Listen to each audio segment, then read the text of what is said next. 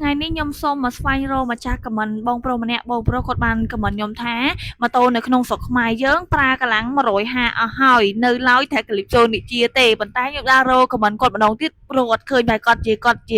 លុបបាត់ហើយមើលទៅចា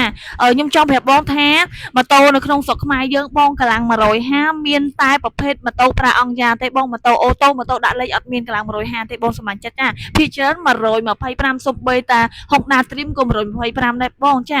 125សម្រាប់ខ្ញុំគឺខ្លាំងហើយបងសម្រាប់ខ្ញុំគឺខ្លាំងហើយសម្រាប់អូតូនេះវិញបងកម្លាំង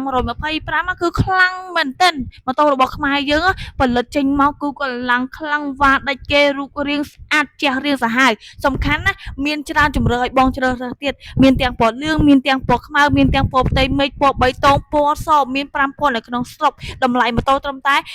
1980តែប៉ុណ្ណោះថែមអ៊ីនសរ៉ែនជូនបងមួយឆ្នាំមានការធានាលើម៉ាស៊ីន10ឆ្នាំពេញបានកដោថែមទៀតបងសាក់លេខប៊ីយ៉ែតទៅក្រូចសង្កចោគុយមួយសុវត្ថិភាពនិងអំណផ្សេងៗជាច្រើនមកហើយរឿងដែលសំខាន់ហ្នឹងបានចាប់រង្វាន់អាគីត្រមានលុយ20 ឡានរហូតដល់100 ដុល្លារឆែសបុតលេងអ៊ីតាលីឈ្នះលុយប្រចាំខែ3យូរ៉ូម៉ូតូរបស់ខ្មែរយើងបងប្រភេទអូតូហ្នឹងជិះស្រួលខ្លាំងណាស់ហើយបងលេគាត់ចង់សាក់តេស្តកម្លាំងអីបងអាចមកតេស្តដល់ទីតាំងហាងបានដោយសារយើងមានម៉ូតូតេស្តជូនបងទៀតណាចង់ដឹងព័ត៌មានច្បាស់ជាងហ្នឹងបងអាចតាក់ទងមករក Telegram ហាងលលយតាម page លេខទូរស័ព្ទខាងក្រោមបានណាបង